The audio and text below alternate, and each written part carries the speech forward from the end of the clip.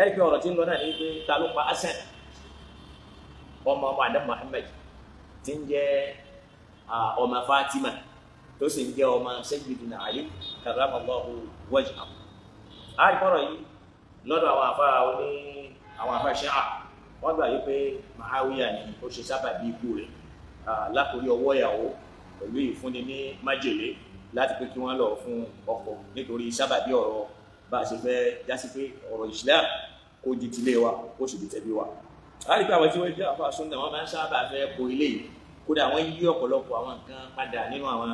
tíra tó jẹ́ tíra àwọn àfáà tí wọ́n jẹ́ òkúta níwọ̀n bá. a rí pé ẹ̀ńtà ń pè ní tahriful aqaid káyé ń dín jẹ́ òdodo padà kó má jẹ́ òdodo mọ́. kódà tá a bá kó àkọọ́lẹ̀ nínú tíra àwọn ulama ahli sunna àwọn àfáà tí wọ́n jẹ́ àfáà Sunna gan a rí i pé láwọn tí wọ́n gba ẹ̀gbà wá a rí i pé Ibn Sa'd nínú Tabaqatul Kubra àti Tabari tó ń jẹ́ Tarikh ẹ rí i pé ó wà nílẹ̀ wípé summa al-Asad al-mushtabah bi amrin min Mu'awiya wọ́n fún Asad ọmọ ọmọ Ànábì ní májèlé jẹ pẹ̀lú àṣẹ látẹnu Mu'awiya àmẹ́ṣá àwọn àfáà tí wọ́n jọpọ̀ àwọn àfáà tí wọ́n kọjá látara wípé wọ́n fẹ́ bo àṣírí Mu'awiya wọ́n yọ gbólóhùn yẹn kú yẹn ni wọ́n pè ní ta'riful aqaid ká máa yí àwọn ọ̀rọ̀ padà láti jásí pé nítorí kí àṣírí má lè tú àbí nǹkan kan. tabadẹ̀ wọ ọmọ máa fáwa Ibn Jawzi al-Hanafi tí wọ́n jẹ́ pé Hanafiya làwọn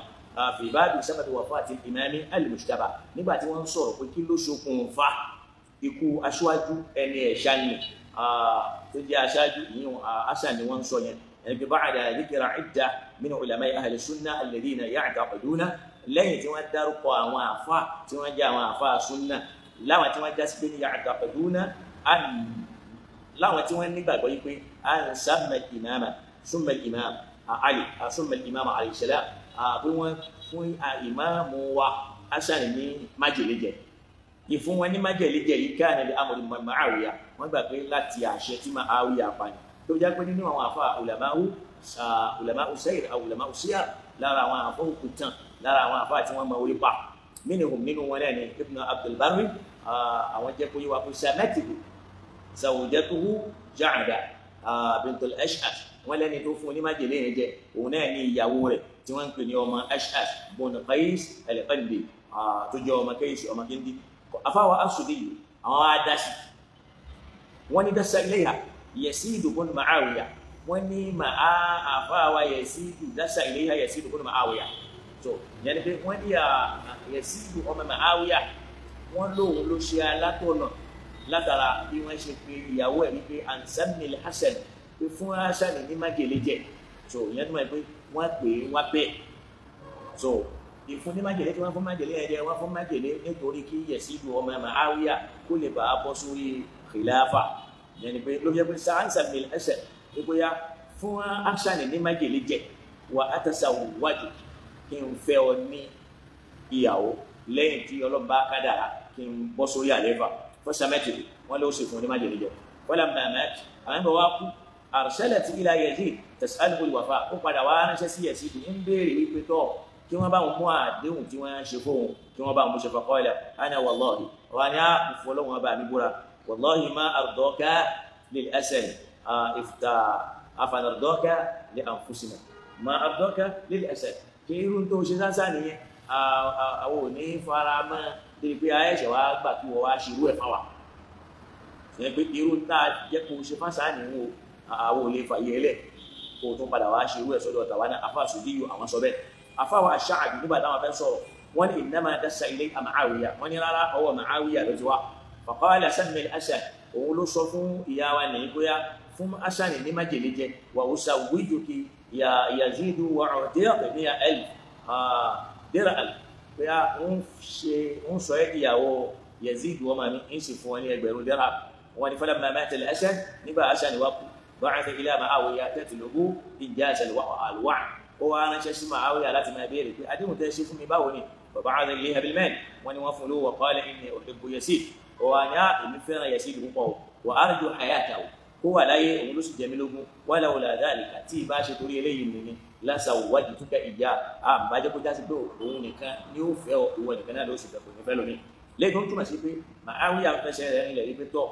bó bá rẹ̀ lómi tó fún ní nǹkan yìí pé kó bá wọn pa Yazid náà ó lè ṣe bẹ́ẹ̀ afáwa Ash-Sha'bi àwọn náà wá dá sí wọ́n ní wa min sidaq hadha al-qawl ń tá a fi lè mọ̀ yí pé ọ̀rọ̀ yìí òdodo ni kò sí àríyànjiyàn bẹ́ẹ̀ anna al-Hasan kana yaqulu 'inda mawtihi wọ́n lọ́rọ̀ tí Hasan ọmọ Ali ọmọ Fatima ti ń sọ 'inda mawtihi nígbà tó fẹ́ kú ni pé faqad balaghahu ma sana'a Muawiya yá tí Muawiya ṣe ó ti ba òun lára ìyẹn tó máa ń pẹ́ ọwọ́ irinṣẹ́ Muawiya ó ti kàn òun lára wa laqad so wọ́n ní pé ó ní laqad alimtu torí pé mi náà mọ̀ sharabtuhu mo mọ̀ pé mo ti mú májèlé wa balagha amaniyatuhu nígbà tásìkò rẹ̀ tó ṣùgbọ́n pé nígbà yẹn àwọn èèyàn mọ̀ yìí pé tọ́ àsìkò ti tó ó wá ní wallahi la yafi bima wa'ada wala yusaddaqu fima yaqul àmì ètò dámi lójú ní pé kò ní pé àdéhùn tó ṣe fún ìyàwó mi wọn à sì ní mú nǹkan kan ṣe nínú nǹkan tí wọ́n ṣe fún so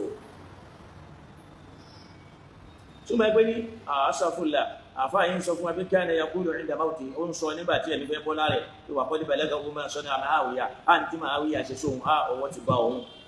ó ń torí kíni ẹni pé laqad ulimati shurbatuhu wa balagha umaniyatuhu torí pé àwọn èèyàn máa ń gbà náà wípé ọwọ́ ti bá torí pé nǹkan tó mú yẹn náà ti débi dédé ògóńgó rẹ̀ so òun náà ń jẹ́ kó máa pé alimtu èmi náà máa pé sharabtuhu mo mọ̀ nǹkan tí mo mọ̀ pé mo jẹ májèlé ẹni pé wa balagha umaniyatuhu nígbà àsìkò rẹ̀ tó ọjọ́ kú tó so wallahi la yafi bima wa'ada òun náà ni wọ́n á ní má déhùn sẹ́kù wọ́n á sì ní ṣòdodo pẹ̀lú ẹ̀ àfáwa jẹ̀díyù nínú kìtàbù wọn tí wọ́n pè ní as-Safwa wọ́n sọ fún wa pé zakara Ya'qub bin Sufyan fi tarikh àfáwa ọmọ Sufyan sọ fún wa nínú tàbí anna Ja'da allati sanatu pé Ja'da yẹn gan òun ló fún ní májèlé jẹ wọ́n sì tún kún lórin so wọ́n kún lórin síbẹ̀ ṣùgbọ́n kó dáàbò kó ṣàánú fún wa. Ibn Sa'd tábàlọ́ka tàbùkọ́ tí wọn nígbà táwọn fẹ́ sọ̀rọ̀ wọ́n ní samma'u Muawiya mirara wọ́n láyé mọ́yé ìgbà ní Muawiya ti fún ní májèlé jẹ li'annahu kana yuqaddimu alayhi ash-Sham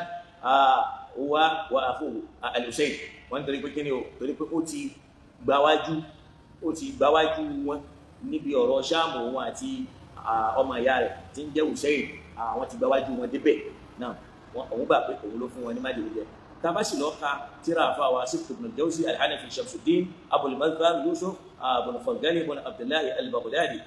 bí wọ́n pé wọ́n papòdà ní 654 al-Hijri tabalọ ka tírà àwọn tí wọ́n pè ní Tadhkiratul Khawas ọ̀rọ̀ ní bẹ́ẹ̀ ẹ̀rí pé tírà yìí náà ọlọ́run kó bẹ́ẹ̀ tabalọ ka bẹ́ẹ̀ ni tabalọ ka tarjuma Sibt ibn al-Jawzi àwọn náà gbà yìí pé idha ashkala ahad wa lam yatma'inna yaqulu ibn al-Jawzi aw yattahimu bi annahu shi'a sọtọ́ bá rí pé ọ̀rọ̀ yìí tó bá ti dàrú mọ́ ẹnìkan lọ́wọ́ nínú wọn tí wọ́n sì ní ìfọkànbalẹ̀ sí ó rí pé Ibn al-Jawzi tí ó máa sọ yóò sọ pé nìyẹn yóò ní ṣí àníta bá lọ́wọ́ inú ọ̀rọ̀ wọn nínú ìzánu kibar ulama ahli sunnah àbá àwọn ọ̀rọ̀ tá à ń sọ yìí bẹ́ẹ̀. náà tábà wá lọ sínú tírà àfáwà ad-Dahabi tí wọ́n ń pè ní Tarikhul Islam wa Wafiyyatu wal A'lam so Wafiyyatu al-Mashahir wal A'lam àwọn jẹ́ kó yí wọn bẹ́ẹ̀ so tábà kà pé ọ̀rọ̀ tá à ń sọ yìí wọ́n mú wá nínú tírà intowa tí wọ́n mú wá nínú tírà Tabari ni bákan náà aidan as-Sa'di al-Khazraji afáwa Sa'di al-Khazraji àwọn gan ṣàfihàn tó di anna Tabari pé afáwa Tabari o yóò pẹ̀lú fi tarikhi àwọn gan sọ tó tírà àti wọn anna Muawiya pé Muawiya o dasa summa li Ja'da àwọn gangan ni wọ́n fún Ja'da ní májèlé li taqtulu al-imam al-Hasan láti pa imam wa Hasan so bẹ́ẹ̀ náà ní bẹ́ẹ̀ في تاريخ الطبري أن الأسد بن علي رضي الله عنهما مات مسموما بأوكو لن تجي مجلي في أيام معاوية لا واسكت معاوية أن يقبل له وكان عند معاوية كما قيل له سوف دس إلى جعد بن الأشعث وممكن كانوا في جعد تنجي أو أسد لمجلي وكان زوجة الحسن رضي الله عنه كفن لا تجي كفن لمجلي هذا أبوسين ونفن وقال لها وسوف إن قتلت الأسد سولتك بيزيد tó bá fi lè láǹfààní kó bá nípa Hasan wọ́n sọ ẹ́ ìyàwó Yazid àfáwà àwọn náà sọ pọ́rọ̀ yìí wá bẹ́ẹ̀ láti inú Tarikh Tabari àmọ́ èyí tó ṣe láti tó bá lọ́wọ́ nísìn àwọn ọ̀rọ̀ yẹn wọ́n ń parẹ́ kó nú àwọn tírà yẹn tó bá lọ sọ́dọ̀ àwọn àfáà súnà tó kù wọ́n máa yóò yẹ pọ́rọ̀ yẹn ọ̀dọ̀ àfáà Tabari làwọn ti mú wá bọ́lọ̀ kó dàbò kó ṣàlékún dáadáa fún wa ó ràn wá lọ́wọ́ ó rí pé wọ́n mú ọ̀rọ̀ yẹn wá ní ọ̀dọ̀ Tarikh Tabari tó bá débẹ̀ lónìí kò lè bá nú tírà yẹn wọ́n ti parẹ́ kó bẹ́ẹ̀ so bákan náà tá a bá tún lọ wò Sa'di al-Khasragi Muwaffiquddin Abil Abbas Ahmad al-Qasim tá a bá lọ ka tírà tí wọ́n pè ní Uyunul Anba fi Tabaqat al-Atibba so àwọn papòdà ní 668 al-Hijri àwọn tiẹ̀ sọ fún wa pé walakin ma'a al-asaf ash-shadid ètò jẹ́ bànújẹ́ fún wa ní pé lam yujad hadha al-matlab fi tarikh at-Tabari aliya àlè wo tírà Tabari lónìí ká bá ọ̀rọ̀ yìí ń bẹ̀ mọ́ wa usifa min al-kitab wọ́n ti pa àwọn ọ̀rọ̀ yìí rẹ̀ tá a bá lọ ka àwọn al-masadir àwọn tí wọ́n rí parí tá a bá lọ sínú tírà àfáwà al-Qurtubi tí wọ́n jẹ́ al-Hanafi táwọn kú ní 550 nínú kitabu ta'rif bil ansab àwọn sọ́nà yìí pé wà mẹ́tẹ̀ ẹsẹ̀ mẹ́sùmùmẹ́ asan yìí kúkú májèlé sàmẹ́tìkú sàwùjátò bẹ́ẹ̀ fún ṣáàṣà ẹni ó fún ní májèlé náà jẹ òun náà ní ìyàwó rẹ̀ ọmọ al-Ash'as al-Qindiyya dasa'u ilayha Mu'awiya lẹ́ni tó fún ní májèlé náà kó fún ìyàwó ẹ̀ jẹ tá a bá lọ ka ọ̀rọ̀ àfáwà al-Qurtubi tó jẹ́ pé ìkan nínú àwọn àfáà sọ́nà làwọn fúnra wọn nana àmọ́rọ̀ yìí ibi tó ó wà nígbà àdékò tọ́ba yìí wọ́n ti parí mẹ́ lè bá ń bẹ̀ mọ́ torí pé àwọn èèyàn fẹ́ dá aṣọ yìí aṣọ ẹ̀yẹ kò Mu'awiya láti má sọ wípé ọwọ́ rẹ̀ ní ikú Hasan ọmọ Ali ọmọ Ànábì ló ti wáyé tábàlà al-Qurtubi al-Hanafi àfáwà Ahmad bin Muhammad bin Ibrahim al-Ash'ari àwọn kú ní 550 tábà kàtẹ́rà wọn tí wọ́n pe at-ta'rif bil ansabi wa tanwih bi dhawi al-ahsab tábàlà volume 1 náà àbá ọ̀rọ̀ yìí bẹ̀ àfáwà Qurtubi sọ bẹ́ẹ̀ pé wà mẹ́tẹ̀lẹ̀ ẹsẹ̀ mẹ́sùmùmẹ́ asa ní kúkú májèlé sàmẹ́tì sàwùjátò bintul Ash'as al-Qindi ìyàwó rẹ̀ ló fún un ní májèlé náà jẹ dasa'u ilayha Mu'awiya lẹ́nu tó fún ní májèlé láti lọ́ọ́ fún ọkọ rẹ̀ jẹ tábà tún gbogbo mi ọ̀l nínú tíra yìí náà wọ́n á tún rí bí wọ́n sọ fún wa ń bẹ̀ wípé qala Abu Qatada wa Abu Bakr ibn Hafs summa al-Asad ibn Ali radiyallahu anhu wọ́n fún Ali ní májèlé jẹ ní o Abu Qatada wa Abu Bakr ibn Hafs wọ́n sọ̀rọ̀ yìí wọ́n ní wọ́n fún Hasani ọmọ Ali ní májèlé jẹ samatahu imra'atuhu Ja'da bintul Ash'as bin Qais al-Qindi ẹni tí májèlé náà tó fún jẹ òun náà ní ìyàwó ẹ̀ tó ń jẹ́ bintul Ash'as qala wa qala ta'ifatun kana dhalika minha bitakhsis Mu'awiya kò sọ́nà tí májèlé ìgbà jẹ́ bí kìí ṣe pé ó wá látọwọ́ Mu'awiya sọ́dọ̀ rẹ̀ wa ma badala laha fi dhalika àti tí wọ́n fún ní nǹkan so láti kókó lè ṣe bẹ́ẹ̀ wa kana laha dara'ir wa annahu wa'ada bi 50,000 dirham wọ́n ṣàdéhùn owó fún wọ́n sì tún ṣàdéhùn wípé àwọn sọ́dáyà ọ̀gá nígbà tí ó bá ti pa ọkọ ẹ̀ tán yóò di ìyàwó ọmọ khalifa nígbà ó sì ṣe bẹ́ẹ̀ tán wọ́n ní wufiya laha bil mal wọ́n san owó fún wọ́n pé àdéhùn owó fún àmọ́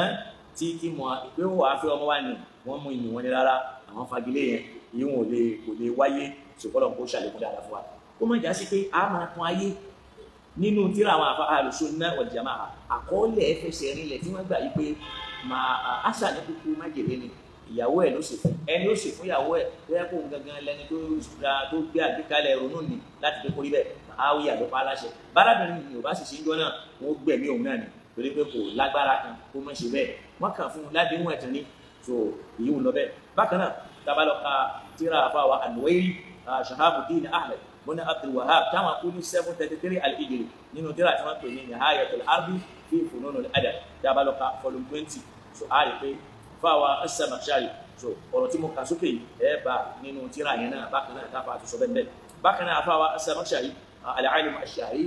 ash-shahir wan-nahwi àfáà tó gbajúmọ̀ tó jáfò náwó al-mufassir al-kabir àgbà ní níbi tafsir kódà lọ́dọ̀ àwọn afọ́nusún náà fúnra wọn tí wọ́n gbà yí pé àgbà àfáà náà sọ fún wa pé ja'ala Mu'awiyata li Ja'da bint al-Ash'ath imra'at al-Asad 100,000 hatta samatu pé Mu'awiya ló fún ìyàwó Asad lówó láti pé kó bọ́ìsìn ọkọ rẹ̀ so wa makatha sha'rayn wa innahu la yarfa' min ta'atihi kadha qasda min dami ẹ pé gbogbo àsìkò tí ò ṣe nílò láyé bí oṣù méjì náà pẹ̀lú ìnira ló fi lò lẹ́ni tí ń mú ẹ̀jẹ̀ so kò tó ń pọ̀ ẹ̀jẹ̀ so tóun náà sì ń sọ wípé sukitu summa mirara torí pé ìyàwó yẹn ń fún jẹ léra ní lòun náà fi ń sọ pé sukitu summa mirara wọ́n fún mi ní májèlé jẹ léra ní ma asabani fiha ma asabani fi hadhihi al-marra kẹrẹ́ tí wọ́n fún mi jẹ gbẹ̀yìn yìí ìnira tí mo ti ń jẹ lórí ìtàtẹ̀yìnwá torí ìtún wa lé kéka lórí gbogbo àwa èyí tó kù torí pé ó ti ń já mi lẹ́dọ̀ so kódà ó tún wá wà níbẹ̀ yìí pé táfà sì tún kún ní gbogbo yá jáde àpò ìwé wà láti sàmì kúkà ha kọ̀lẹ́ ìṣàbẹ̀lẹ̀ bàtìlì ìnáka lẹ́ntàrkìyà aláìyá mi ti lẹ́hùn sàtàtúrọ̀kì mi ní àfẹ́wà láàrín ìlú tó sì yá sí pé eléyìí náà ń tá afẹ́fẹ́ nílẹ̀ ń bẹ̀ ní wípé wọ́n fún ní májèlé jẹ ọwọ́ Muawiya òun ló pa arábìnrin yẹn láṣẹ tó lọ fún tá a bá bẹ̀rẹ̀ sí ní ka tíra àwọn àfa súnà bákan náà tá a bá lọ sódò àfa wa Baladari nínú tíra tá à ń pè ní Ansabul Ashraf táwọn náà sọ fún wa bẹ́ẹ̀ tó wá kọjá pé ìlà èyí tá a mọ̀ tó gbajúmọ̀ náà ní pé anna Muawiya dassa ila Ja'da bint al-Ash'ath bin Qais bí Muawiya lẹni tó fún Ja'da ní májèlé jẹ tí ń jẹ́ ìyàwó Asad wa arghaba hatta sanati wọ́n sì bẹ̀rẹ̀ sí ní ṣe lójú kòkòrò wọ́n ṣe lójú kòkòrò níbi pé kó lè ṣe kí ni ó lè fún ní májèlé náà dé wákà náà kíṣà ní àlà àmọ́ òun náà padà gíga àbámọ̀jẹ́ náà قال الأيثم بن عدي دس معاوية إلى ابنة سؤيل بن عمر امرأة الحسن معاوية لوفو أما سؤيل أما أمر ياو أسن هنا لوفو بيجبرون درهم أن تسقيا شربة فكوبا وفونين كم بعث إليها وسفون ففعلت هنا شبه ولما وجدها تنقى ترى وفا سنة تبا وجدها فهو البلداري أحمد بن يايا أبو جابر أما كوني 279 الهجري nínú kíra àwọn tí wọ́n pè ní Ansabul Ashraf tí a bá lọ ka fọlùmọ́n èyí ó bá ọ̀rọ̀ ilẹ̀ bẹ́ẹ̀ ni tá a bá lọ ka kíra àfáwà al-Ahmad an-Naqi al-Hanafi nínú kíra àwọn tí wọ́n pè ní Kitabu Dusturu al-Ulama àwọn náà sọ mbẹ wípé wọ́n fi Habibu Sayyid maktub anna Marwan ibn Hakam هو أنواع قال لكم الغالب وما حكم الذي كان حاكما للمدينة من قبل معاوية هنا الذي كان داري مدينة ساجي معاوية وما بابا سفيان وقد أرسله معاوية ومعه منديل ملتقى بالصبح وهن معاوية ló fi mẹ́ndíìlì kan tí wọ́n sì ti wé mẹ́ndíìlì yẹn tí wọ́n ti wé májèlé sínú ẹ̀ وقال له أن عليه بأي تدبير يستطيعه أن يخدع جعدة بنت الأشعث فكوا بوكونا كل في رجالة وما أشعث ياو أسن حتى تقدم بعدها على إذال وجود الأسن من هذه الدنيا ديكو كنت بعد بلاوف تاساني وفي نجارة يما tí wọ́n fi yọkó látara mẹ́ndíìlì tí wọ́n fún wọ́n sì fi májèlé wọ́n tọ́jú ẹ̀ sínú ẹ̀ láti ló kán sáà fún wọ́n ṣàrí pé mìndíìlì ni kó dọ́wọ́ ẹ̀ májèlé ṣe kí ni o ń bẹ níbẹ̀ eléyìí náà tẹ́yìn bá lọ kà tí a bá lọ kà tíra àfàwà táwí àbá ń bẹ àfàwà Ahmad Nakiri al-Qadi Abdul Nabi ibn Abdul Rasul al-Hanafi al-Hindi ọkọ̀ tíra àwọn ẹni Dastur al-Ulama aw Jami' al-Ulum fi istilahati al-funun tí a bá lọ kà fọlùm fọ èyí ó bá ọ̀rọ̀ níbẹ̀ bákan náà tá a bá lọ sọ́dọ̀ àfàwà Shahabuddin an-Nuwayri تقبلوا قصيدة في توضيح القصيدة التي أنشدت من أجل الخلاف في قتل الإمام الحسن لوني تيوانكم لوري تيوانكم قصيدة كان تيوانكم قصيدة أنا في القصيدة التي أنشدت وانكم قصيدة نتوريكو أفاوى حسن وفي يكون عندي وفي يكون المصطفى حسن أتت بمعضلة الألباب والفكر أنت شايف له كلمة هو معاوية من سبب يكون تبع حسن ومعلي àwọn afa kan tọ́ ẹ̀ láti máa dọ́gbọ́n láti da aṣọ àṣírí bo Muawiya ní tí ó sì gangan bẹ̀ tá a bá lọ kà á rí gbogbo India lẹ́bi ashara ilayhi huwa Muawiya ibn Abi Sufyan ẹni tí wọ́n tọ́ka sí fún pàṣà náà ni Muawiya ọmọ bàbá Sufyan àròdà makana baynahu wa bayna al-Hasan ibn Ali fi amr al-khilafa lóye tó ti wà láàrin òun àti ẹ̀rá ìfì tí ń bẹ láàrin òun àti bàbá wọn Sayyidina Ali وأراد بالبيت الثاني وناس بيت ilé tiẹ̀ kalẹ̀ kó máa jásí pé ilé kejì náà ni ká máa sọ pé tá a bá ń sọ̀rọ̀ khilafa ibẹ̀ náà la gbọ́dọ̀ gbé khilafa lọ ما وقع الاختلاف فيه من أن الحسن مات مسموما àrígbé Hasan ó kú lẹ́ni tó kú májèlé ni وأن معاوية وعد زوجة الحسن Ja'da òun ló sì ṣàdéhùn fún ìyàwó Hasan yìí pé pẹ̀lú 100,000 dirham òun ó sì tún fẹ́ níyàwó fún ọmọ òun Yazid tó bá lè bá wọn pa ó sì ṣe bẹ́ẹ̀ wọ́n fún ní májèlé náà jẹ eléyìí tá a bá lọ kà á rí nínú tíra tí mo sọ yìí ní Hayatul Arbi fi funun al-adab tá a bá lọ kà volume 5 tíra àwọn afa sunna ni bákan náà tá a bá lọ sọ́dọ̀ afa wa Abul Farq al-Isfahani al-alim ash-shahir wal maqbul 'inda ahli sunna fi kitab maqatil at-talibin tá a bá lọ kà tíra kan pé maqatil at-talibin lọ́dọ̀ àwọn afa sunna afa tí wọ́n gbà wọlé tó sì gbajúmọ̀ lọ́dọ̀ wọn afa náà sọ fún wa pé wa dassa Muawiya ilayhi hatta arada an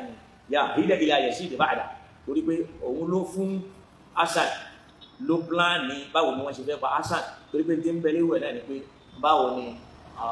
ọmọ rẹ̀ yẹ̀ sí ibùsùn bẹ́ẹ̀ bọ́ sórí ìtẹ́ lẹ́yìn òun so kọ́lọ̀ kó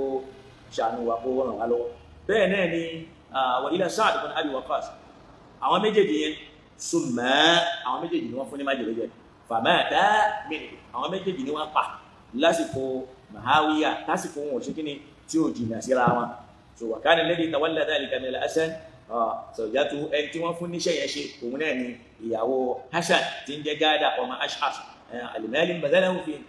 laha Muawiya nítorí owó tí Muawiya gbé fún tó sì tún ṣàdéhùn fún ó ní kó bá ń pa tá a bá lọ ká tíra tá a mú qatilu talibin fún àwọn tó ṣe náà ni wọ́n ń pè ní Abul Faraj Ali ibn al-Husayn àwọn kú ní 356 al-Hijri tíra ni wọ́n ń pè ní qatilu at-talibin tá a bá lọ ká fọlú wọn a bá pàdé bẹ̀ pé Muawiya òun ló ṣe sábàbí ikú Hasan òun ló fún wọn ní májèlé kábàáwọn lọ fún jẹ nítorí kọ́ ọmọ rẹ̀ ó lè bọ́ sórí khilafa lẹ́yìn tòun torí pé ó ti mọ̀ pé Ahlul Bayt ti bẹ ilé kan nìyẹn tó kí lè Muawiya náà kó kún kó di ilé méjì káwọn sì máa jẹ lọ bákan náà ló tún ọ̀rọ̀ yìí tún wá nínú riwaya ní Al-Mughira látọ̀dọ̀ àfáwà Mughira ó ní arsala Muawiya ila ibnati al-Ash'as Muawiya ló ránṣẹ́ sí ìyàwó Hasan ọmọ Ash'as pé ní musa wújùkì biyẹ̀dídì ní mo fẹ́ fẹ́ fún Yazid ọmọ mi ala an tusammi al-Hasan ibn Ali pẹ̀lú pé kó bá wa fún Hasan ọmọ Ali ní májèlé jẹ wa ba'atha ilayha bi 100,000 dirham ó sì fún lówó rọgùnrọgùn ìyẹn náà sì gbà ó sì fún Hasan ní ó fún oníwọ̀jẹ tó fi di pé wọ́n fún lówó àmọ́ wọn àgbà kó fẹ́ ọmọ àwọn irú ẹ̀ náà má padà wá ṣẹlẹ̀ àfáwà al-Isfahani nínú tíra Maqatilu Talibin ó rí kọ́rọ̀ yìí bẹ́ẹ̀ náà nínú volume 1 bákan náà Ibn Asir al-Shafi'i àfáà súnmọ́ náà nínú tíra tí wọ́n pè ní Kitab al-Futuh a rí pé ó bá ọ̀rọ̀ yìí náà bẹ́ẹ̀ pé sami'na min al-thiqat ọ̀rọ̀ tá a gbọ́ ni lọ́dọ̀ àwọn tẹ́sẹ̀ wọn gúnlẹ̀ annahu hina qarara Muawiya wọn Abi Sufyan an yaj'ala waladahu Yazida waliya ahdi nígbà tí Muawiya gbèrò pítọ̀ òun fẹ́ sọ mọ́ àwọn olórí kódà láti ojú ayé rẹ̀ tí ó tún máa pàṣẹ lẹ́yìn tó wọn ò sí máa ilmi anna hadha al-amsa tóun náà sì mọ̀ pé tóun fẹ́ ṣe nǹkan kan tó lágbára tó ṣòro láti rí ṣe láàrin àwọn ènìyàn ni ìtàn yìí náà lọ bẹ́ẹ̀ tóun náà lọ bẹ́ẹ̀ kí ni tó padà wá ṣẹlẹ̀ ó rí i pé tó padà ṣẹlẹ̀ ńbẹ̀ náà ní pé ó padà bá ìyàwó Hasan sọ̀rọ̀ bí kó bá wọn fún ní májèlé jẹ so torí pé ìyẹn náà kù díẹ̀ ìyẹn tó máa pẹ́ tó bá lọ ká tíra wa tá à ń pè ní àfáwà al-Awfi Abi Muhammad Ahmad ibn Athar àwọn ṣaláìsí ní 314 al-Hijri nínú tíra tá à ń pè ní Kitab al-Futuh tó bá lọ ká volume 4 owó bá ń bẹ̀ pé Muawiya òun ló fún wọn ní májèlé tí wọ́n fi pa Hasan tó sì ṣàdéhùn owó fún arábìnrin náà tó tún wá ṣàdéhùn pé yóò fẹ́ ọmọ òun náà yóò di olórí wọ́n má déhùn owó ṣẹ wọn má déhùn kejì ṣẹ bákan náà àfáwà al-Ansari at-Tilmisani àwọn kú ní 644 al-Hijri àwọn náà gbà pé mata al-Hasan radiyallahu anhu ikú tí Hasan ní ọmọ Ànábì kú masmuman ikú májèlé ni yuqalu inna mar'atahu orí pé ìyàwó ẹ̀ jáda yẹn ọmọ Ash'as ọmọ kéèsì yẹn òun náà ló fún ọkọ rẹ̀ ní májèlé jẹ dasa ilayha Muawiya ló sì tán lóòrè òun ló pílánì ẹ̀ bẹ́ẹ̀ tó fa idha mata a'taha 40,000 tó tó bá kú òun fún lówó rọ̀gùnrọ̀gùn àbí 40,000 wa zawwajaha Yazid yóò sì fẹ́ Yazid arábìnrin yẹn sì ṣe bẹ́ẹ̀ ó dáná oúnjẹ ó bẹ̀rẹ̀ sí ní fọ́kọ rẹ̀ ló jẹjẹ títí àmọ́bìnrin yẹn náà ló padà wá pàdánù ẹ̀kọ́ nìyẹn gbogbo ẹ̀yin obìnrin tí wọ́n máa ń tàpẹ́ lọ́ọ́ bá tọkọ ń jẹ́ tó bá bàjẹ́ tán ayé tiẹ̀ lè má padà má da bẹ́ẹ̀ náà tábà lọ́wọ́ tíra àfáwà al-Ansari at-Tilmidhani tíra àti mọ̀nkàyà àfáwà yìí Muhammad ibn Abi Bakr al-Ma'ruf bil-Birri àwọn kú ní 654 al-Hijri bí mo ti sọ tábà lọ́ka tíra àwọn tí wọ́n pè ní al-Jawhara fi nasabi an-nabi wa ashabihi al-ashara sotin bá lọ́ka volume 1 ọ̀rọ̀ yóò bá ń bẹ̀ bẹ́ẹ̀ náà ni àfáwà Qatada náà dásí àti àfáwà Abubakar ibn Afus wọ́n sọ fún wa pé sammel Hasan ibn Ali yẹni pé summel Hasan ibn Ali Hasan wọ́n fún ní májèlé jẹ́ ni o samati umratu Jada ìyàwó ẹ̀ ló fún ní májèlé Qais al-Qindi táwọn kan sì dáhùn wípé ẹni tó ṣe sábà díẹ̀ tó nú ọmọ lọ́wọ́ tó fún ní májèlé tó sọ pé tọ́ tó pílánì ẹ̀ òun náà ni Muawiya bákan náà tàbá èyí tá a sọ yìí tábà tó lọ́wọ́ tíra wa an-Namri àfáwà an-Namri al-Qurtubi al-Maliki Abu Umar Yusuf bin Abdullah bin Abdul Barri táwọn kú ní 463 al-Hijri tíra àwọn tí wọ́n pè ní al-Isti'ab fi ma'rifati al-ashab tábà lọ́ka volume 1 bí wọ́n pè àfáwà Ali Muhammad al-Badawi àwọn ni wọ́n ṣe ta àkíkù tíra náà so kọ́lọ̀ kó dákun kó ṣe ìrànlọ́wọ́ fún wa bákan náà tábà lọ́ka tíra àfáwà al-Mas'udi al-Shafi'i al-Mawriq ash-Sha'ir inda ahli sunnah àfá òkùtani táwọn àfá sunnah gbà wọlé dáadáa àfá náà sọ fún wa ikú wa dhukira anna imra'atahu Jada bint al-Ash'ab bin Qais al-Qindi safat asumma wọ́n gbà pé ìyàwó ẹ̀ ló fún ní májèlé jẹ lóòótọ́ wákọ̀ ní káà ní Muawiya dasa ilayha àmọ́ Muawiya òun lẹni ó májèlé ní wọn lọ́wọ́ náà ló pláàni ikú ni pé ìnákí ìnẹ̀kẹ̀tẹ́ntì fi qatli al-Hasan tó bá lè pa Hasan fún wa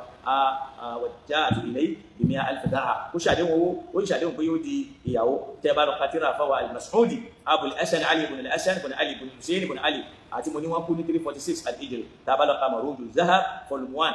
bá ọ̀rọ̀ yìí náà bẹ́ẹ̀ bákan náà Ibn Abi al-Hadidi ash-Shafi'i في شرح نهج البلاغه وانا صفوا وني قال ابو الحسن المدائني عفوا ابو الحسن المدائني صفوا وكانت وفاته في سنه 49 ọdún tó kú náà ni wọ́n sọ fún wa ni wọ́n gbà ìpè ó kú ní 49 al-Hijri lọ́dún tó kú wọ́n ní وكان مرضه 40 يوما odidi ogójì ọjọ́ náà ló fi ń ṣàárẹ̀ torí pé wọ́n kàn fún ní májèlé yẹn jẹ wọ́n fún ní májèlé jẹ ní ọ̀dáná sí ní 47 sanata wọ́n lọ́mọ ọjọ́ orí wọn jọ náà pàápàá 47 ní jọ náà ọmọ kékeré ni dasa lẹ́yìn Muawiya súnmẹ́ni aláyé ti jáda Muawiya ló fún jáda ní májèlé òun ló pláàni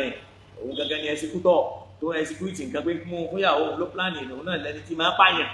gbogbo àwọn tó sì pa májèlé ló pọ̀ jù ó sì pa ẹnìkan tí wọ́n rí mọ́lẹ̀ lóye ọ̀rọ̀ ń padà bọ̀ lórí yẹn náà ó sì lè mẹ́jẹ lórí كلي تاسو تابع كثيرا فهو ابن ابي الحديدي المدائني المعتزلي ابو حامد عز الدين بن هبة الله بن هبة الله بن محمد المتوفي 655 عليه الى ما جاء اليه تابع كثيرا من ذكرني شرح البلاغه تابع فولوم 16 ابو يمبه bẹ́ẹ̀ náà ni Mutahhar bun Tahir al-Muqdisi àwọn náà sọ nínú tí wọ́n ti wà qala akharu àwọn kan jẹ́ àmọ́ anna Muawiya pé Muawiya dasa ila Ja'da òun ló fún Ja'da ní méjèlé láti lọ fún ọkọ ẹ̀ àwọn tíra táǹkà yìí tíra súnà tí wọ́n gbà wọlé ní o al-Muqdisi Mutahhir bun Tahir àwọn kú ní 507 al-Hijri tá a bá lọ ka al-Badr wa Tarikh tíra àwọn náà nínú volume 6 láti lọ ka bẹ́ẹ̀ náà tá a bá wọ̀rọ̀ àbáwa Abul Fida'i Abul Fida'i yuhawil an yab'ada hadha al-amr Muawiya àwọn ní tí wọ́n fẹ́ rí ọ̀rọ̀ yìí kúrò lára Muawiya káwọn wá ti sára yẹ̀ sí ìyẹn lè tí mo kà ń bẹ̀rẹ̀ àwọn gbà yìí pé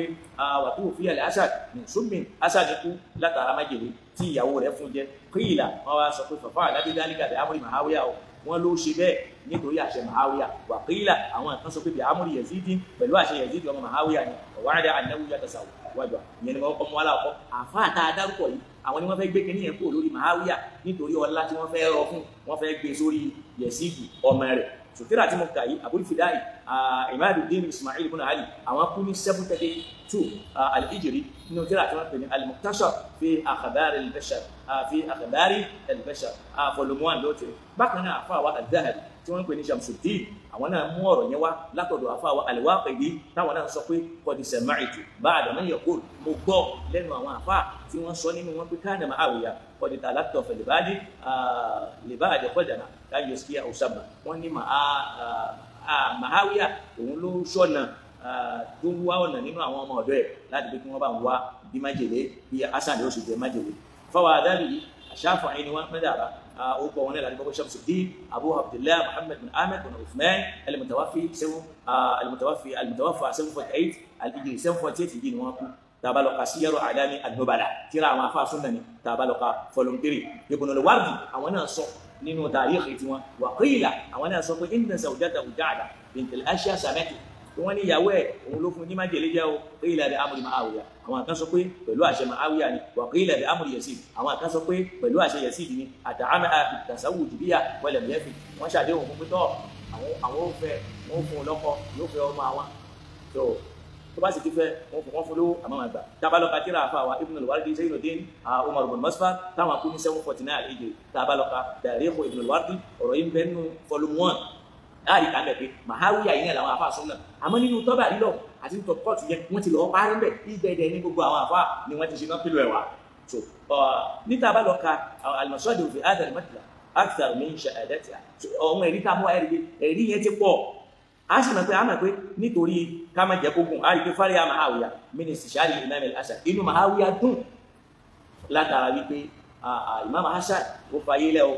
so Ibn Sam'un al-Baghdadi تابلق الأمالي وانتلا بين الأمالي السمخشري في ربيع الأبرار بين الأنصاري التلميساني في الجوهرة في النسب وابن خلكان من تلا بين وفيات الأعيان ولكن تلا مدارك بي مدارك تلا أفاوى السمعون البغدادي من الأمالي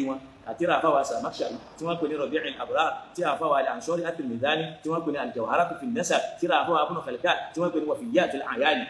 قلت وان صنبني وان وقد بلغ Muawiya wa qad balaga Muawiya mawta nígbà tí سمع تقديره من القدرة فكبر أهل الشام لذلك التكبير فقال فاقدة بنت قريظة لمعاوية أقر الله عينك ما الذي كبرت لأجلي فقال مات الأسد فقالت ألا موت بن فاطمة تكبر فقال والله ما كبرت شماتة بموتي ولكن اشتراء قلبي إن لله وإنا إليه راجعون فلما بلغ معاوية موته nígbà tí ròyìn ikú Hasan dé tí ìgbọ́ Muawiya sami'a takbiruhu min al-qudara àwọn èèyàn gbọ́ kábàrẹ̀ tó ń ṣe Allahu akbar fàkábàrà nínú wọn gbọ́ ní kúdàrà fàkábàrà ahlu Sham nígbà àwọn ará Sham náà àwọn náà bá gbọ́lọ̀ tóbi lè dhalika takbir torí kó gbọ́lọ̀ tóbi ní faqalat Fakhita arábìnrin kan pè ní Fakhita bint Qariza ó wá sọ fún Muawiya pé aqarra Allahu aynak mo rí pé ọlọ́run fún yín ní tìtójú lónìí ìyẹn ni pé mo rí pé ọlọ́run ṣorí kan fún yín lónìí má tẹ̀lé kẹ̀bẹ́tẹ̀lẹ̀ àjì kílẹ̀tẹ̀ ń gbọ́lọ́n tóbi báyìí torí kíní faqala mẹ́tẹ̀lẹ̀ Asad ó lásán ní kú ni faqalat ala mawti ibn Fatima ala mawti ibn Fatima tukabbir lórí pọ́mọ́ Fatima kú ṣé torí ẹ̀ ló ṣe wá ń ṣe kábàrà faqala wallahi ma kabirtu shama'ataka ní mawti kì í ṣe pé mò ń gbọ́lọ́n tóbi nítorí mò ń fi ìdùnnú ọ̀dá hàn nítorí ikú ẹ̀ wàláàkì bí ṣe pé ìsìnrá ọlù torí pé ọkàn mi ó ṣẹ̀ṣẹ̀ balẹ̀ ọkàn mi ó nílé sí wọn lọ́rọ̀ tí Muawiya sọ lélẹ̀ wàdákọ́lẹ̀ alayhi Ibn Abbas wọn ní Ibn Abbas wọlé lọ bá kọ́lọ̀ bá ayé nítorí àkọ́kọ́ rẹ̀ lẹ́wọ̀ òun náà tún bí Ibn Abbas al-tadri ma hadatha fi ahli bayti ìjọ tí ẹ̀ mẹ́ tó ṣẹlẹ̀ sáwọn ará ilé yìí faqala la adri ma hadatha Ibn Abbas ló wọ̀n mẹ́ tó ṣẹlẹ̀ ó ní illa anni araka mustabshira Ibn Abbas ẹni tí mo kàn rí ni pé mo rí pé inú ẹ̀ ń dùn mo rí pé ayọ̀ rẹ̀ kún ó ní fàkọ́lì wà kọ́dí bàlágà ní takbiruka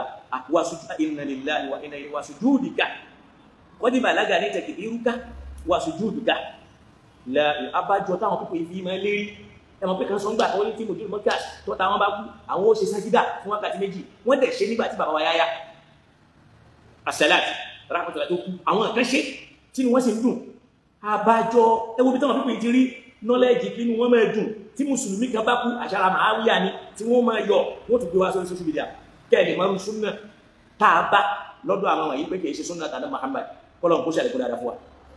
àníbùnà Abbas wọlé tọ̀ òun bèèrè ìyẹn òun mọ́ tó ṣẹlẹ̀ òun bèèrè lọ́wọ́ ọmọ Abbas yìí pé ṣé o gbọ́n tó ṣẹlẹ̀ sí wọn lé ìyẹn lóhun òun mọ́ tó ṣẹlẹ̀ kọjá pé mo kàn ní pé inú ẹ̀ ń dùn ní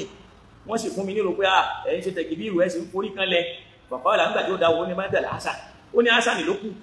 lẹ́wà orí ẹ̀ forí kan lẹ̀ lẹ́ ń dúpẹ́ fọlọ́ Hasan kú bí wọ́n ti máa ń ṣe lórí social media lónìí tí wọ́n bá gbọ́ pé mùsùlùmí kan kú tí wọ́n láwọn ṣe sájátù ṣíkò lórí pé mùsùlùmí kan kú torí pé kò pẹ̀lú wọn ẹ wo bí tí wọ́n ti rí súnnà náà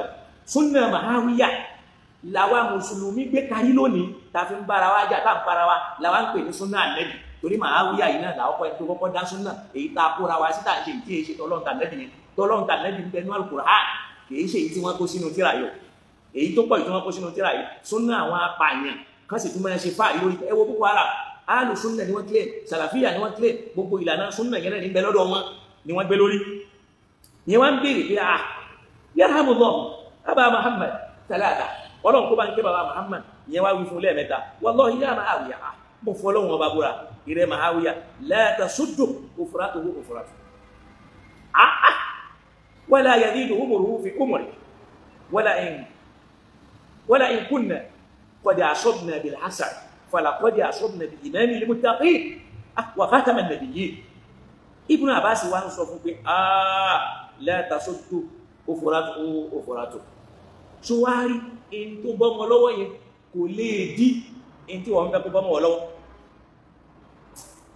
ìbọ́mọ tí nǹkan bọ́ tó bá ní àkíní kan ti bọ́mọ lọ́wọ́ yẹn kò lè kún in tí wọ́n fẹ́ kó jẹ́ tiẹ̀ tó ń béèrè yẹn kò lè kún ṣòrójú kòkòrò ẹ̀yẹn kò lè kún ikú ẹ̀yẹn kò lè kádò fẹ́ wala yaziduka umruhu umraka sórí ọjọ́ orí ti ẹ̀yẹn wọ́n ní fi kún ti ẹ̀ ní tó yẹ kó kù láyé tó lò ẹ̀wọ̀n ẹ̀lẹ́ fi kún ti ẹ̀ o wala in kunna qad asabna bil hasan tó bá yẹ pé lóòótọ́ ní ìbànújẹ́ bá àwọn ará alẹ́ Ànábì látara pé Hasan ní kúta ìbànújẹ́ fala qad asabna bi imamil muttaqin wala qad usibna bi imamil muttaqin wa khataman nabiyyin ṣẹ́rí ìbànújẹ́ tó wọ́n mú bá wa ní o ìbànújẹ́ yẹn náà ó ti bá ànábì Muhammad tí ń jẹ́ aṣáájú àwọn olùbẹ̀rù Ọlọ́run tó sì jẹ́ òpin àwọn ànábì Ọlọ́run fajabbara Allah tilka sada وزكنا تلك العبرة وكان الله لخلف علينا من بعد ọlọ́run ọba ni ó padà wá dúró tì wá lẹ́yìn èyí ń ló jẹ́ kí ara ẹ̀ wá wálẹ̀ ọ̀rọ̀ tá à ń sọ yìí àfáwà ibn Sam'un al-Baghdadi Abul Hasan Muhammad ibn Ismail ibn Isa àwọn kún 387 tá a bá lọ ka tírà àwọn Amali ibn Sam'un àbọ̀rọ̀ yìí mẹ́ tá a bá lọ ka Rabiul Abrar ti àfáwà Zamakhshari àbánu volume 1 lọ́dọ̀ Amali ibn Sam'un yẹn náà volume 1 láti bá al-Ansari at-Tirmidhani nínú tírà tí wọn náà tí wọ́n pè ní al-Jawharatu fi nasab an-nabi wa sahabi al-ushra abanu volume 1 afawa ibn Khalifat táwọn náà sọ Abul Abbas Shamsuddin Ahmad Muhammad nínú tírà tí wọn náà tí wọ́n pè ní Wafiyatul A'yan wa anba abna'i zaman tabaloka volume 2 aboro ime ọ̀rọ̀ yìí mi ò fẹ́ gbogun púpọ̀ ẹni gbogbo tírà tí mo ń kà yìí tírà àwọn àfáà sunna ni ibi tí máa dá dúró sí lónìí nù ká tó wá tẹ̀síwájú máa wí apá àwọn èèyàn tó pọ̀ o kìí ṣe pé Hasan ẹ̀mọ́ kéèyàn wá máa jiyàn lórí pé máa wí àpọ̀lọpọ̀ Hasan kò sẹ́rí kan rárá o àwọn àfáà tí wọ́n já àfáà sunna àwọn ni wọ́n ń wọ́nà àti bo Muawiya láṣìírí ní gbogbo ọ̀nà ni wọ́n ń ṣe tahriful aqaid wọ́n yí àwọn òtítọ́ tó fẹsẹ̀ rinlẹ̀ nínú tírà nínú àkọọ́lẹ̀ àwọn ni wọ́n yí padà nítorí pé kí òtítọ́ ni ó lè jẹ́ nǹkan tí ó bò kó ló Ọlọ́run dákun ọba aláàánú kó ṣíjú àánú wa kó gbọ́dọ̀ tí wà náà sẹ́sọ̀ eléyìí ó máa jẹ́ ìpele aláwọ̀kọ́ táàfì máa ń pété bá rí èèyàn kan tí bá ń sọ yí pé Muawiya àkọlọ́pọ̀ Hasan Muawiya lọ́pọ̀ Hasan ni wọ́n máa lé nínú tírà àwọn àfa ahlu sunna gbogbo tírà tí wọ́n ń kà látẹ̀kan kì í ṣe tírà àwọn ṣíyàwó tírà àwọn àfa sunna ni àtàwọn àfa sunna tí wọ́n gbà wọlé tí wọ́n gbà yí pé ìfẹsẹ̀ rinlẹ̀ lọ́dọ̀ wọn mo wá fẹ́ pé ká dáa dúró báyìí tàbí ká tẹ̀síwájú so mo fẹ́ mọ̀ lọ́dọ̀ àwọn èèyàn torí mo ń wò pé ká dáa dúró báyìí àná tírà yìí sì pọ̀ táwọn àmọ̀ pé Muawiya ló pa Hasan ọmọ Ànábì ó sì tún forí kanlẹ̀ ó ṣe kábàrà ó fi ń dúpẹ́ inú rẹ̀ dùn ayọ̀ rẹ̀ kún táwọn èèyàn tó ń challenge ẹ̀ àbá torí pé Hasan kú náà ló wá ń dunú sí ikú Hùsẹ́ìnì náà kò sì tún ṣẹ́yìn ọwọ́ ọmọ tiẹ̀ náà wọ́n lọ kábímọ̀ ẹlẹ̀ ó bóró ibi tí wọ́n ti rí sunna kan náà rí ẹ̀ ní mùsùlùmí kankan sí kankan sunna Muawiya ni o kódà mo ní Muawiya nínú àwọn tí Muawiya pa ẹni tí Muawiya rí mẹ́lẹ̀ lóòyẹ̀ láìkú wọ́n rí mẹ́lẹ̀ lóòyẹ̀ láìkú báwọn Boko Haram ti máa ṣe ẹ̀rí pé tí wọ́n rí ni lọ́dọ̀ Muawiya so kódà ẹ bá dájú lórí ìpínlẹ̀ pé mò ń retí bóyá ká tiẹ̀ rí káwọn ọmọ ìyá ní kí ká tẹ̀síwájú àmọ́ àdàdó báyìí eléyìí ó máa jẹ́ ìpìlẹ̀ aláwọ̀kọ́ bẹ́ẹ̀ ni ká bá ní Muawiya àkọlọ́pàá Hasan àwọn àfáà tójú wọn tó lẹ̀ nínú àwọn kútùbù wọn ẹ̀rí pé mo dẹ̀ sọ nínú àwọn fọ́nrán kankan tí mo ṣe bí oníṣẹ́jú mẹ́wàá mẹ́wàá báyìí pé àwọn àfáà fẹ́ wọ́n náà gbogbo ọ̀nà láti kun Muawiya lọ́dà dáadáa lọ́dà rí láti sọ pé ní ọlọ́ni ẹni tí máa ń kọ́ wá yìí ni èèyàn dáadáa ní Ànábì ṣàdúrà fún tí ò sírú ẹ̀ lákọọ́lẹ̀ tó lálàáfíà látọ̀dọ̀ Ànábì káfà wa An-Nasa'i táwọn náà jẹ́ oyé wa bẹ́ẹ̀ pé àti àfáwà Ibn Asakir pé kò sí ọ̀rọ̀ kan tí wọ́n mú wa bẹ́ẹ̀ tó lálàáfíà bí ìbá ṣe pé àwọn èèyàn ń kun irọ́ àfáwà Ibn Taymiyyah àná rẹ̀ sọ bẹ́ẹ̀ àwọn àfáà tó sọ bẹ́ẹ̀ pọ̀ ẹ̀rí pé mo kà wọ́n lánàá eléyìí náà yìí ni á dá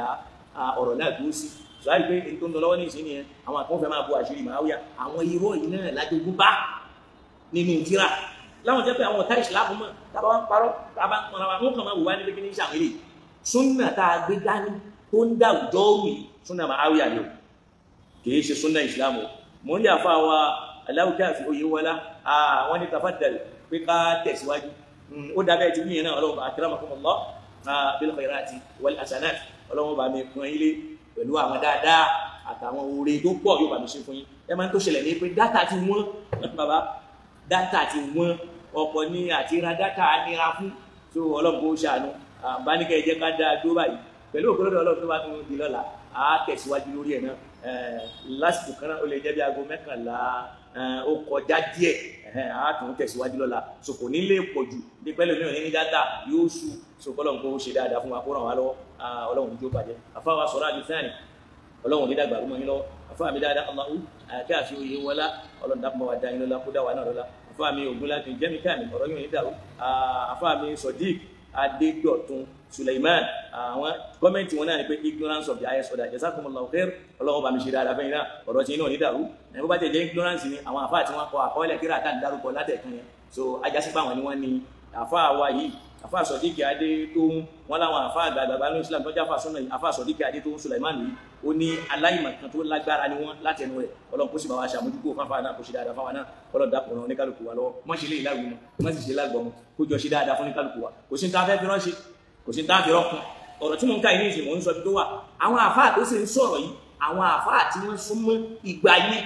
ju àwọn ìgbà tí wà lọ dáadáa ni èyí tó kú níbi 100 ọdún mẹ́ta èyí tó kú níbi 100 ọdún mẹ́rin èyí tó kú níbi 100 ọdún márùn èyí tó kú níbi 100 ọdún mẹ́fà làwọn àfáà tá à ń ka orúkọ wọn tí wọ́n ń sọ adẹ̀ ń dárúkọ tíra wọn àwọn sọ bí tí wọ́n ń kọ́ ọ́lẹ̀ kéé mo rí pé àfáà yìí tó ń ṣe ni pé kí ló ń bí àfáà a sì mẹ́rí bẹ́ẹ̀ àfáà mi bá lọ mọ yìí bí ọlọ́run ní bá dáadáa yín jẹ́ àkọ́díjà òye bá mi kí ọ̀rọ̀ yóò ní dàrú ọ̀làníwájú rẹ̀ mú ẹ̀mọ́ lọ́wájú ẹ̀ ní padà sẹ́yìn àti gbogbo wa àyìnà adéṣẹ́yà ọlọ́run bá wa ṣínú òkú wọn náà bákan náà àfáà mi àbùmáyé ọlọ́run ní jẹ́kọ̀rọ̀ yín dàrú sùrájú fẹ́ẹ̀ ni ọlọ́run ní palẹ́ yín aláwọ̀káàfì ọlọ́run bá mi ṣe dáadáa fún yín lọ́la ìlà àfáà mi sọ́ọ̀dì ọlọ́run bá mi ṣe dáadáa fún yín náà sọ́ọ̀dì olóòdó ní jẹ́ sọ́ọ̀dì ẹni tí máa ń sọ òdodo gbódodo bá sí gbódodo àbí kó gbà kìí ṣe pé mi ni mò ń sọ ẹ̀rí pé mo rò pé ìgbónú ara táfà fi wí tọ́pìkì yẹn náà lórí pẹ̀lú gbónú ara ó kàn kọ́mẹ́ntì náà ni ọlọ́run kó jọ ṣíjú àánú ogun àkójọ jọ ṣe dáadáa fún wa kó má padà lẹ́yìn ẹnìkan kan wá àfáà yìí náà kọ́lọ́n bá wa ṣe dáadáa fún àwọn náà fẹ́ràn Muawiya ni àwa náà ò sì kórìíra Muawiya wallahi kórìíra Muawiya àmẹ́ tó bá jẹ́ òdodo ọ̀rọ̀ ní tí Muawiya ṣe sílé ànábì ò dáa ní tó ṣe sínú ẹbí ànábì ò dáa ní tó ṣe sínú ọ̀rọ̀ ànábì ò dáa aṣá àṣọlá náà pé kan náà wọ́n yà ń bí ìyá wa Aisha radiyallahu ta'ala alẹ́ rèé ata'jabina ṣé kò yàwó náà lẹ́nu ni lórí arákùnrin kan yunazi'u ashaba Muhammadin fil khilafa ẹni tí o mọ̀ gbàtọ́ bẹ̀rẹ̀ Islam ẹni tí o mọ̀ yàtọ̀ jẹ ẹni tí o mọ̀ bá ṣe jìyà tí ẹ wá ń bá àwọn èèyàn tí wọ́n súnmọ́ ànábì jà tó khilafa ẹ̀gbọ́n tí Aisha àzàní ó ní àtàjábù min dhalika kí ló ń ṣe wọlé ìmọ̀ lórí eyé yìí kọ̀dì mọ́lẹ́kà ó sọ fún wọn wípé in tó ń sọ yìí ọlá ọlọ́ọ̀ni tọ́lọ̀ lè fún ẹni ibi ó sì lè gbé fẹ́ èèyàn rí ó lè gbélé èèyàn bí lọ́wọ́ ó lè gbélé èèyàn rí lọ́wọ́ ó rí pé màláka Fáráò ó mọ iye ọdún tó fi ràwọ́ náà tó fi pàṣẹ mọ́sáàrù fáì mọ iye ọdún tó fi ń ṣèbàjẹ́ mẹ́rin ṣùgbọ́n lọ́nà ló gbà láì ṣùgbọ́n kó dákun kó ràn wá lọ àfáàmì sọ́ọ́dì ẹ má bínú kì í ṣe pé àwa náà fẹ́ fi ojú òtítọ́ hàn ní Islam tẹ̀ fẹ́ kí èèyàn máa jẹ́ kó dìtọ́ jáde Ọlọ́run kó ṣàánú fún wa ẹ má bínú tó bá ká yín lára Ọlọ́run ní báyìí ló jẹ́ kò ní bá wa náà ló jẹ́ Muawiya yìí ṣọ̀tá wa àmọ́ kò sí tán rẹ fún gẹ́gẹ́ bí táwọn afá sọ àwa kọ́lá wí àjẹ̀dá pọ̀lẹ̀ yìí náà lẹ́yìn bá wá débẹ̀ tẹ́ ẹ̀ bá ba lẹ́ẹ̀kọ́ wá nà ká sinmi bí àfá yìí ń tẹ́ ṣe yóò dá ọ ní tí ò sínú àkọọ́lẹ̀ lẹ́ ń wí fáyé àfá wa bóòs mọ́yọ̀ ọ̀rọ̀ yóò ní dàrú láíláí àfá mi àkànkẹ́ Abdulatif Lasbon ọ̀rọ̀ yóò ní dàrú ẹ̀mẹ̀ ṣe á sì jọ máa ń ṣe ọ̀nà wálé jẹ̀lé ọ̀rọ̀ yóò ní dàrú lọ́lá ilẹ̀ Hasan Nurudeen ọ̀là iwájú lẹ́mọ̀ lọ àjọmọ̀ lọ wájú náà bí akílẹ̀ ayé ọ̀kadì omi lẹ́bi dáadáa kó sóò sínú tọ́wọ́lá náà ọ̀rọ̀ ndàkùn gbàgbé oníkálukú wa olùwọ́rọ̀ ndàkùn gbọ́rọ̀ wa sẹ́sọ̀ májẹ̀ gbọ́rọ̀ wa dàrú ọ̀rọ̀ ndàkùn mọ́gbà ìsìlámù kó nù ọkàn wa mọ́gbà ìsìlámù kó nù ẹ̀mí wa ọlọ́mọ yọ ìsìlámù kó nù ilé wa pẹ̀lú ògùn lọ́dọ̀ Ọlọ́run tó bá ti di lọ́la bí èyí sọ̀la yóò jẹ mọ́ndé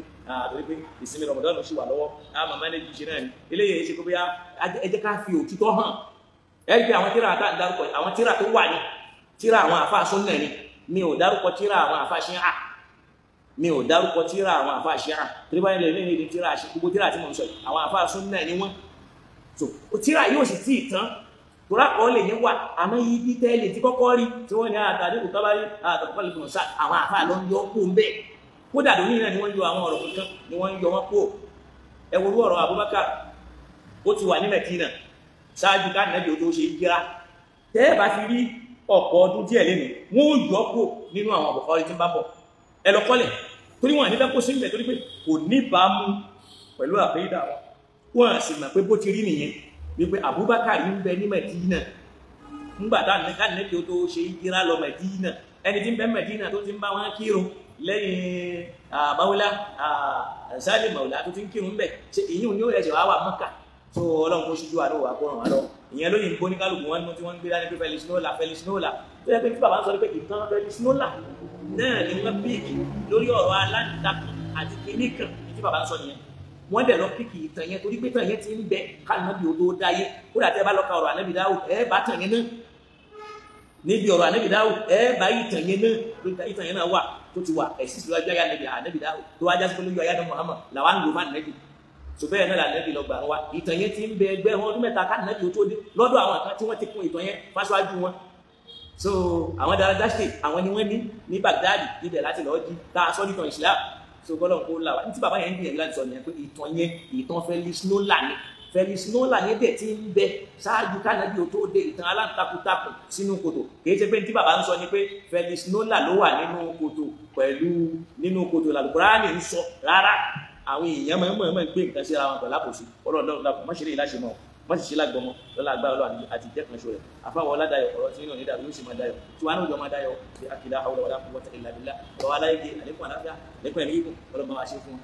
bí akílá kọ́ni jẹ́ akún àlèkìlá بسم الله الرحمن الرحيم لقد جاءكم رسول من انفسكم عزيز عليه ما عنتم حريص عليكم بالمؤمنين رؤوف رحيم فان تولوا فقل حسبي الله لا اله الا هو عليه توكلت وهو رب العرش العظيم بسم الله الرحمن الرحيم لإله قريش إلافهم رحلة الشتاء والصيف فليعبد رب هذا البيت الذي أطعمهم من جوع وآمنهم من خوف. mo promise àfáà Sodiq pé inshallah tá bá máa tó program yìí tẹ̀síwájú lẹ́yìn eléyìí a gba kọ́ọ̀lù láàyè bóyá àfáà Sodiq náà wọ́n lè láǹfààní kan pè wọlé wọ́n sọ pé àwọn tí ìrìnàjò dápọ̀ yẹn alọ́wọ́ wọn àbá ń bẹ̀ kò sí ń bẹ̀ kíní kankan so ọlọ́run bá wa ṣàlékún dáadáa fún wa ọlọ́run dákun má da iṣẹ́ rí wa má dàrú wa láyà èyí tá à ń ṣe yìí náà láti fi ṣe ìtìbátul aqaid ẹ̀jẹ̀ àfẹsẹ̀ òdodo lóòótọ́ kò ní dùn máwọn kan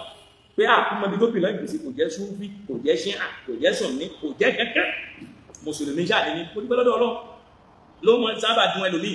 ẹlòmíì ní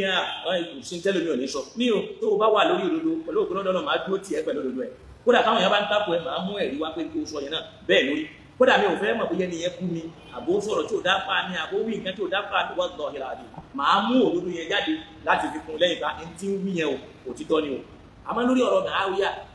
tí fàáfàá ń lọ pé ẹnìkan Muawiya ò mọ́ta Muawiya ló pa àwọn àfáàní gbọ́gbọ́n sí ni Muawiya ló pa Hasan sọkọlọ̀ kó ṣe dáadáa fún wa subhanaka allahumma wa bihamdika nashhadu an la ilaha illa anta nastaghfiruka wa natubu ilayk ẹ dákun ẹ bá wa share program yìí dáadáa ẹ bá wa share ẹjọ́ dọ́dọ̀ àwọn èèyàn ẹ jẹ́ àjọ mọ̀ òtítọ́ ẹ jẹ́ àjọ mọ̀ òdodo kódà tá a bá rí àwọn èèyàn náà tí wọ́n láǹfààní tí wọ́n lè fẹ́ pè mí kán fẹ́ ṣàgbà kíní tí mò ń sọ yóò rí bẹ́ẹ̀ kó sí láì wọ́n pè mí nígbà tá a yẹ ṣọ̀tá ọlọ́run kó ṣíjú àná wa subhanaka allahumma wa bihamdika nashhadu an la ilaha illa anta nastaghfiruka wa natubu ilayk subhana rabbika rabbil izzati amma yasifun wa salamun ala al mursalin walhamdulillahi rabbil alamin wa assalamu alaykum wa rahmatullahi wa barakatuh.